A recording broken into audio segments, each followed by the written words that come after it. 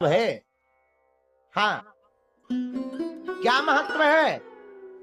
भागवत कथा के वक्ता श्री सुखदेव जी महाराज इन्हीं का ही रूप है। बोलो हर हर मांकर की तपस्या की तो भगवान शंकर ने वरदान देते हुए कहा, जाओ हम तुम्हारे घर पर संतति रूप में आवेंगे। और श्रीमद् भास जी के मन में विचार आया, अब इसका प्रचार कौन करेगा। वेद व्यास जी को अपने पुत्र सुखदेव जी की याद आ गई।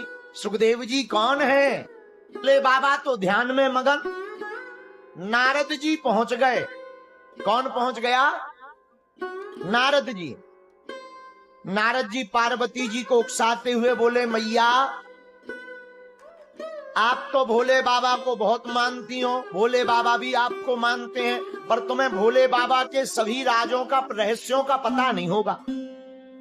पार्वती जी बोली, नारद जी हम तुम्हें जानते हैं, एक दूसरे में लड़ाई फंसाकर मजा लेने का तुम्हारा पुराना काम है।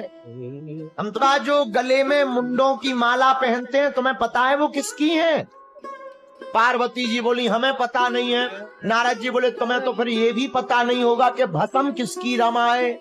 पार्वती जी बोली, ये भी हमें पता नहीं है। तो नारद जी बोले, महाराज मैया फिर तो एक और बात तुम्हें पता नहीं होगी। बोले क्या? बोले इनकी पहले भी एक शादी हो चुकी है। पार्वती जी बोले, हाँ। नारद जी बोले, तो चले गए। अब तो पार्वती जी के दिमाग में वही बात घूमे। और कोई भी भाई धर्म पत्नी कोई भी हो, सौतन की बात आ जाए आग लग जाती है। बोलो सीताराम। पार्वती जी बैठी कि अब जागने दो भोले बाबा को, अभी मजा लेते हैं।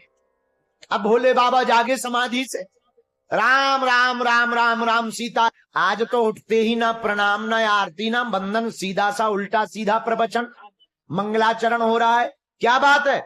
पार्वती जी बोली, हमें बात ही नहीं करनी, जब तुम पहले ही शादी कर चुके तो हमें बताया क्यों नहीं आता? भोले बाबा ने कहा, ये कौन सी खाज फंस गई? भोले बाबा बोले, देवी जी एक बात बताओ, नारद जी तो नहीं आए थे?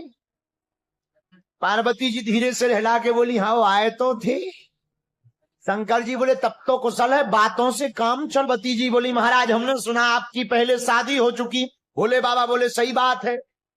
पार्वती जी बोली, महाराज अब बात तो बाद में होगी, पहले ये बताओ ये मुंड किसके हैं? ये जो मुंडों की माला है ये किसकी खोपड़ियां हैं?